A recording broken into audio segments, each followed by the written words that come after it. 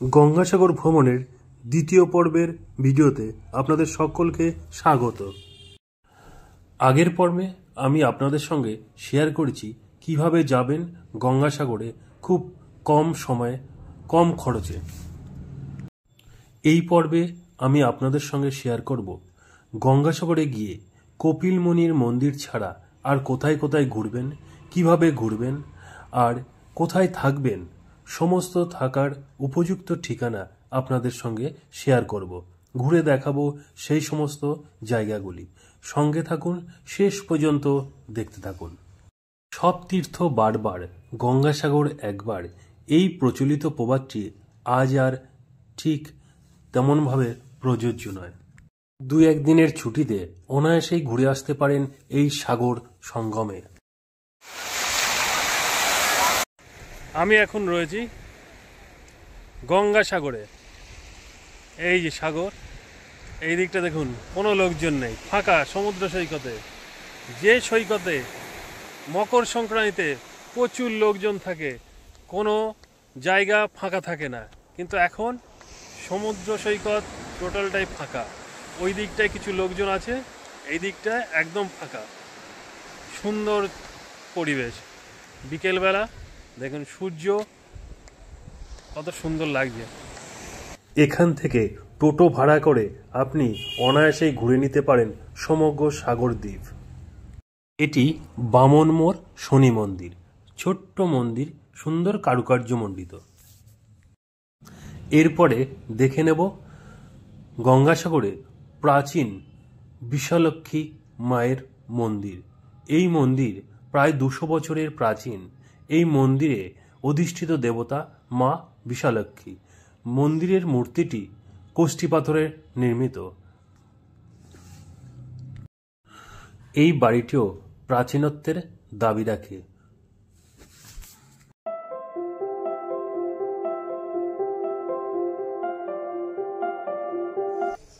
এটা 200 বছরের প্রাচীন বিশালাক্ষী মায়ের মন্দির।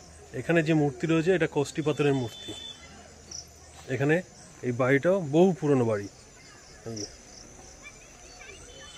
পুরো বাড়িটা দেখা যাচ্ছে, এটা বহু পুরনো সেই বাড়ি।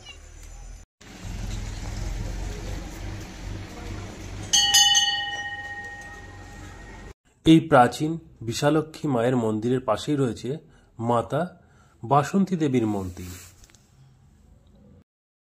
আমি এখন যে জায়গায় দাঁড়িয়ে আছি, এক সময় এখানে দুটি গ্রাম ছিল। আয়লার সময়ে সেই গ্রাম দুটি নিশ্চিহ্ন হয়ে গেছে, এখন শুধু বালির প্রান্তর। এরপর আমরা দেখব গ্রামের একটি হাট।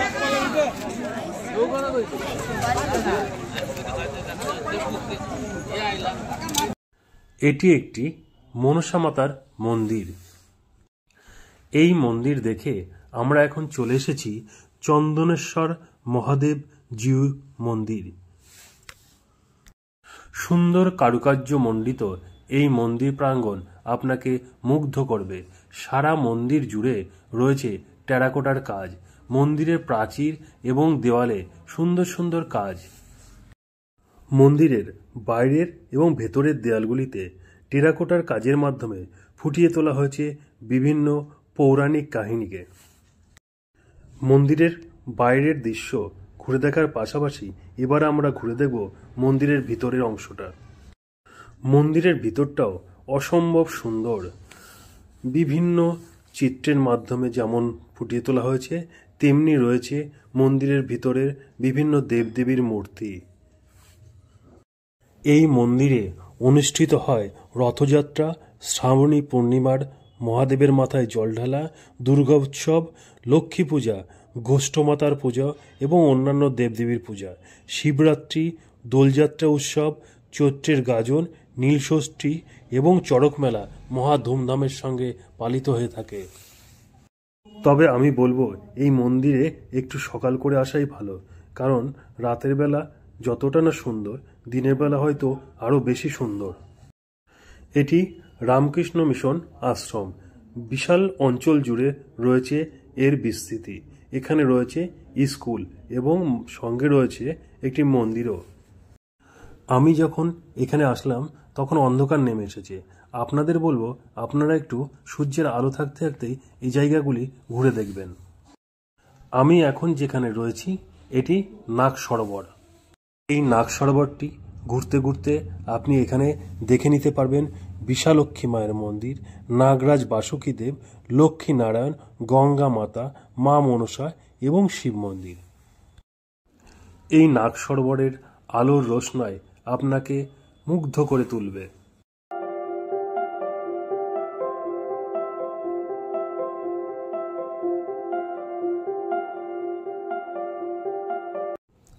এই স্থানটি গঙ্গাসাগরের ভারত সেবাশ্রম সংঘ। এখানে রয়েছে সুন্দর একটি মন্দির। এই মন্দিরের পাশাপাশি এখানে যাত্রী নিবাসও আছে।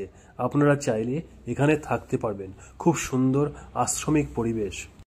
এরপর আমরা যাব গঙ্গাসাগরে নতুন যে ইস্কন মন্দির হচ্ছে সেই মন্দিরে। সেই ইস্কন মন্দির এখানে এখনো নির্মাণ কার্য চলছে। এখানে ছোট্ট একটি মন্দির রয়েছে, সেই মন্দিরে রয়েছে জগন্নাথ দেব। গঙ্গাসাগরের বিভিন্ন এলাকা আপনাদের ঘুরে দেখালাম। এরপর আমরা দেখব গঙ্গাসাগরে কোথায় কোথায় থাকার ব্যবস্থা আছে। গঙ্গাসাগরের কপিলমুনি মন্দিরের একদম পাশেই রয়েছে নিঃশুল্ক ধর্মশালা। এখানে আপনি বিনা পয়সায় থাকতে পারবেন। তবে এখানে কোনো খাট নেই, আপনাকে বিছানা দেওয়া হয়, মেঝেতে পেতে শুতে হবে। ভেতরটা খুবই পরিষ্কার পরিচ্ছন্ন, কিন্তু কোনো অ্যাটাচড বাথরুম নেই। রয়েছে কমন বাথরুম, সেটা আপনাদের ব্যবহার করতে হবে। এটি গঙ্গাসাগর বকখালি ডেভেলপমেন্ট অথরিটির ট্যুরিস্ট লজ।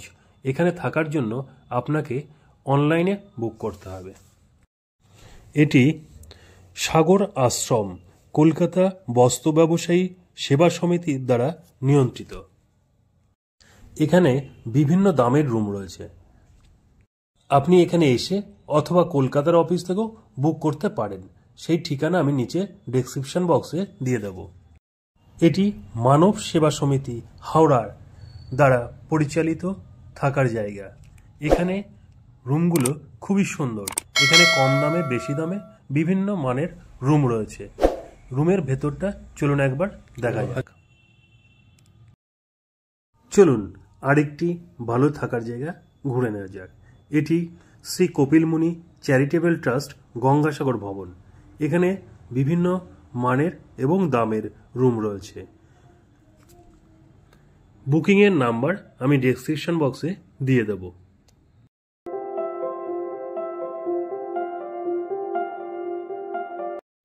এটি ওয়েস্ট বেঙ্গল ট্যুরিজম প্রপার্টি। এখানে থাকতে হলে আপনাকে অনলাইনে বুক করতে হবে।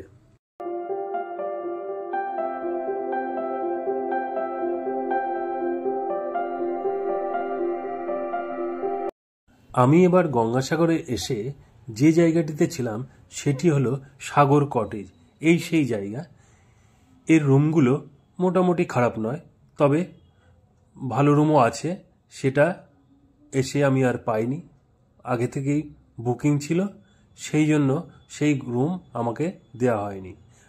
আপনারা এখানে থাকতে চাইলে অনলাইনে বুক করতে পারেন অথবা এখানে এসেও বুক করতে পারেন। তবে আমি বলবো এখানে এসেই বুক করা সবচেয়ে ভালো।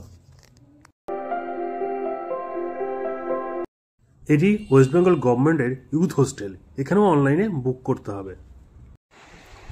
আপনারা দেখছেন আমার চ্যানেল অর্ডিনারি ট্রাভেলার দিল্লি।